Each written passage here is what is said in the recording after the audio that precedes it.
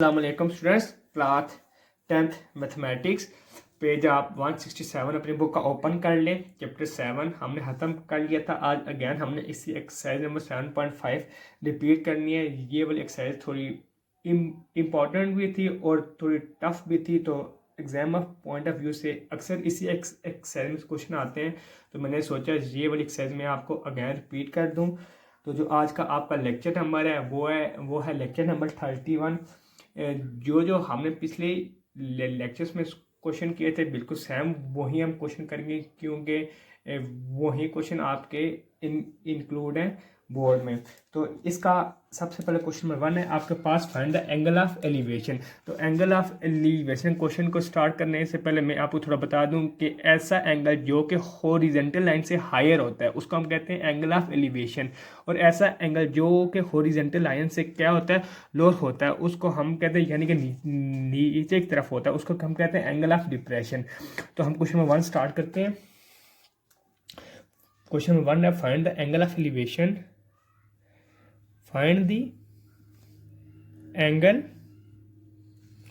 of elevation of the sun if a 6 feet man cast a 3.5 feet shadow। उसने कहा आपका suppose यहाँ पे एक बंदा है, वो 6 फीट हाइट है, उसकी और एंगल ऑफ एलिवेशन बना आ रहा है, तो आप उसका जो कास्ट ऑफ शेडो है वो है 3.5 और जो उसकी हाइट है वो है 6 फीट। तो इसको अगर मैं ए का नाम दूँ, इसको बी का दूँ, तो इसको सी कर दूँ। वो सूरज की तरफ क्या देख रहा है और हमने एंगल ऑफ एलिवेशन क्या करना है, फाइंड करना है। तो सबसे पहले आपके पास जो कि ट्रिग्नोमेट्रिक रेशियोज गिवन थी वो मैं लिख लेता हूँ, देन हम देखते हैं कौन सी सूटेबल है इस क्वेश्चन के लिए अप्लाई करने के लिए। तो सबसे पहले आपके पास होता है साइन थीटा, जो कि आपके पास इक्वल होता है परपेंडिकुलर ओवर हाइपोटेन्यूज के। देन आपके पास होता है कॉस थीटा, वो होता है बेस ओवर हाइपोटेन्यूज। देन आपके पास होता है टेन थीटा, वो इक्वल होता है परपेंडिकुलर ओवर बेस।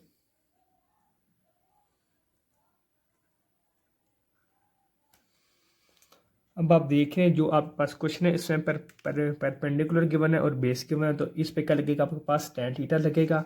तो टेन थीटा लगा लें इस पे, tan alpha is equal to होगा परपेंडिकुलर जो कि बी सी दिया हुआ है और बेस जो कि सॉरी परपेंडिकुलर बी सी दिया हुआ है और बेस आपके पास क्या दी हुई है, ए बी दी गई है। परपेंडिकुलर और बेस बी सी और ए बी, परपेंडिकुलर आपके पास क्या है बी सी और बेस आपके पास क्या है ए बी है। तो आप डाल लें, टेन अल्फा आपके पास हो गया, परपेंडिकुलर की वैल्यू आपके पास 6 और बेस की आपकी वैल्यू क्या है 3.5 है। तो जब आप इन दोनों को डिवाइड करेंगे तो आपके पास इसका आंसर आ जाएगा tan alpha is equal to 1.7143। अब यहाँ पे टेन है, दूसरी साइड पे जाके क्या हो जाएगा, टेन इनवर्स हो जाएगा। तो alpha is equal to tan inverse 1.7143। तो आपके पास अल्फा का आंसर आएगा 59.74 डिग्री आंसर।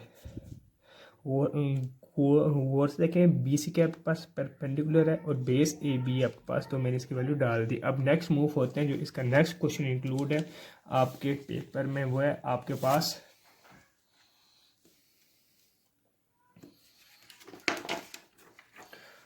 Question number 3। तो सबसे पहले हम क्वेश्चन नंबर 3 की स्टेटमेंट लिखते हैं, देन हम उसका सोल्यूशन स्टार्ट करते हैं। तो इसकी स्टेटमेंट आपके पास दी गई है, पेज आपका 167 था। तो इसकी आपके पास स्टेटमेंट दी गई है, तो आपके पास दी गई है 20 feet long ladder is leaning against a wall,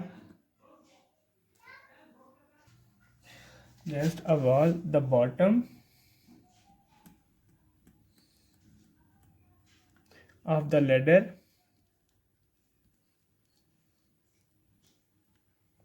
is 5 feet from the base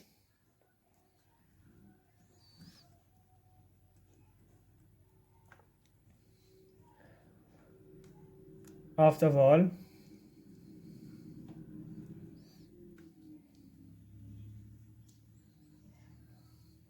Find the acute angle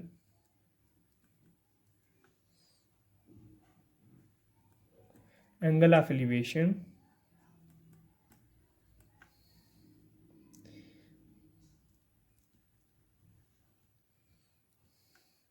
the ladder makes with the ground.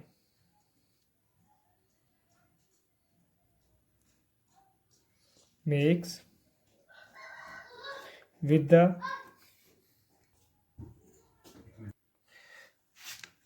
ground.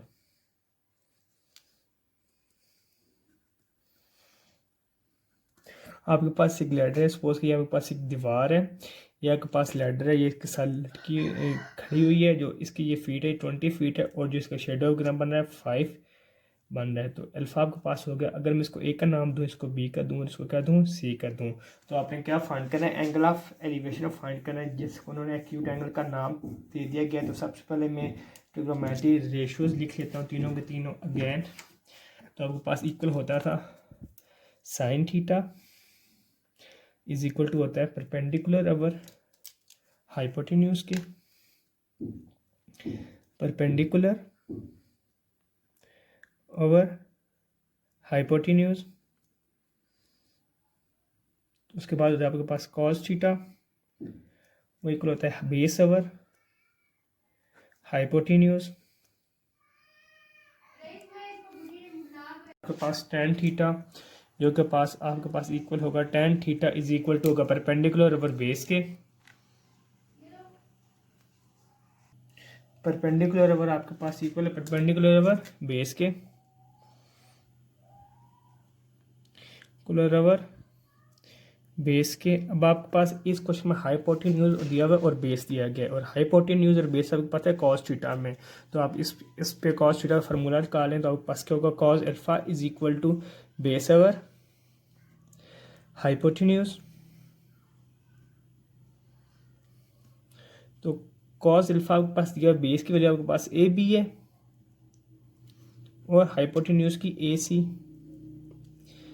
Cos alpha base A B आपके पास 5 फीट है, और ये आपके पास क्या है, ए सी क्या आपके पास 20 feet. Cos alpha 5 divided by 20, 5 1 5 5 4 तो आपके पास इक्वल हो गया cos alpha is equal to 1/4।